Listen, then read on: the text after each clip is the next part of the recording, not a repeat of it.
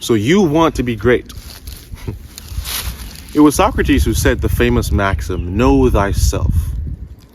And that maxim has been repeated throughout generations, thousands of years. And of course, I don't think it was Socrates who came up with that maxim, that term, that slogan, that phrase. Of course not, right? Everyone knows themselves, right? No, that would be wrong. You don't know yourself. Or do you? Some people know themselves. I'm trying to learn myself right now. But if you want to be great, that's what it takes. You have to know your vices, know what makes you tick, knows what instills passion within you, know your focus, you have to know what drives you, what moves you on, what compels you, what excites you. What about life that brings a huge smile on your face, that makes you feel, yes, I am in my element right now? Because unless you have that, unless you know yourself to that degree, greatness will forever be on the horizon and never in your reach, never in your hands, never yours. But greatness is achievable, and if you want to be great, you have to be willing to accept the pain, the tasks that come with that. The sheer and utter confidence in fate, God, the sheer and utter commitment that it requires. You have to be committed to the commitment that greatness requires. And of course, I'm not great yet, but I intend to be. I think it's some people's destiny, right? It's some people's destiny to shape the world. And that's a very interesting concept, because the world, in some sense, is as it is right now. How can it be your destiny to do something that isn't? I don't know. But great people do it. And a part of being great is being different. And so when you realize that your friends are beginning to dwindle, and the numbers of the people you used to hang out with are beginning to dwindle, maybe you're on the right track. Because in order to be great, you have to be laser focused. In order to be great, you have to shed your vices day by day by day by day. You know, my favorite sculpture, my favorite art piece is this art piece. I don't even know the name of it or who did it, but it's a sculpture of this man. He's a fat man, and he's trying to chip away at his weight, chisel his weight. And I think that's such a profound sculpture, because his upper half is ripped. He's like jacked, and you can see, and his jawline is super chiseled, and you can see the defining features of his character, his person, his physical body. And as he chips away, you can see the fat. The lower half of him is still fat, but he's chipping away at it. Hammer and chisel, going at it, bit by bit, piece by piece. And there were little pieces, shards of stone on his fat, so to speak. I'm sure you can find it on the internet. Try to describe this. I'm not sure how you would find this on a search engine, but it's possible. And he was just chipping away at himself. And I think that is a great, great, great artistic depiction of what it means to be great. It's an everyday process. It's a commitment. It's an all-out war against yourself. In a previous video, I talked about how a person has two wolves inside them, a good wolf and a bad wolf.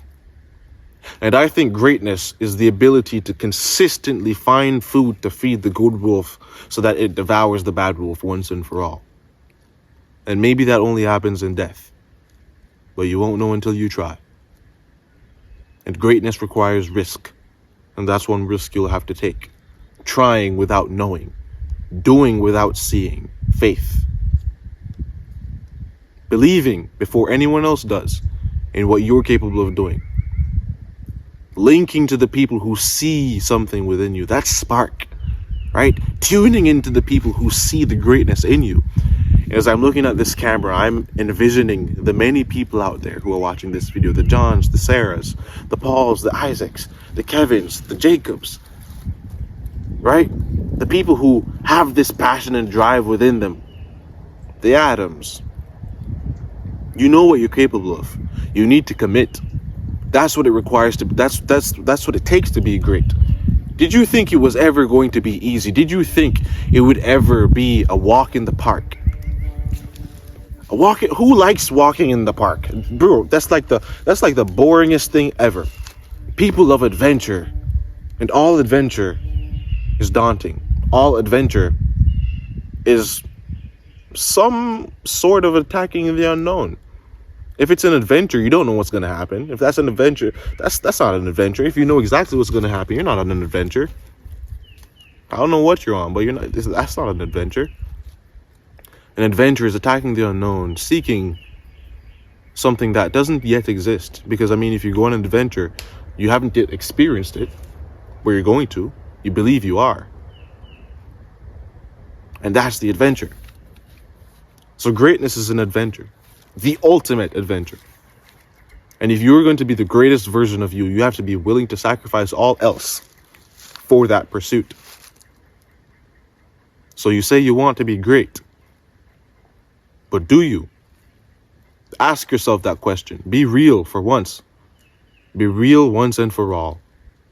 And if the answer to that question is yes, now it's time to commit. Be serious, be real. Make that upward climb. And day after day, chip away at your faults. Day after day, chip away at your vices. Day after day, try to diminish the things inside you that hinder you.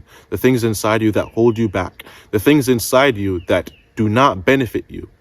And day by day, cultivate and grow and come to love the parts of you that move upward. The parts of you that ensure that the good wolf is fed day after day. That's what it means to be great. Find what brings that passion in you. Find what it is that makes you tick. Find what it is that you love. Find what it is that brings a huge smile on your face and commit to it. And know that once you become great at that, you might have a shot at being the greatest ever. You might have a shot at being the greatest version of yourself that you could possibly bring into this world. And then the people around you will begin to love you more and more. And some people will hate you more and more. Comes with the territory, but that's what it means to be great. Some people will become envious. You know, maybe being great requires that you have a bounty on your head, but that's the price you have to pay. You have to weigh these things, and if you want to be great, you'll be willing to go through it all. If you want to be great, you'll be willing to think it through. If you want to be great, you'll be willing to sacrifice an hour every single day just thinking about what it is you want to do with your life. The steps it'll entail, the pathways you'll have to take, the people you'll have to meet, the situations you'll have to be in, the type of person you'll have to become. And don't be mistaken, it's not about you. So if you thought it was about you, if you thought greatness was about you, you're sorely mistaken. This isn't about you and what you want to achieve and what you want the world to think of you. If that's what you're here for, scrap that, leave, go. We don't need that, right? Greatness is about others. Of course, you'll enjoy some things in life. Of course, you'll feel accomplished and fulfilled. And that's good. That's awesome. Chase that, of course. But at the end of the day, it's not about you. It's about serving others, making this world a better place. But the only way you can make the world a better place is by changing yourself. Do it at home before you do it in the road, before you do it abroad. That's how you'll change the world. Confront yourself. Do the things you know you should. And one day, little by little, the exponential benefits of you doing those things will translate to greatness. Guaranteed. This is Corbin Conversations. Thank you for tuning in, and I'll see you next time. Seek on, seek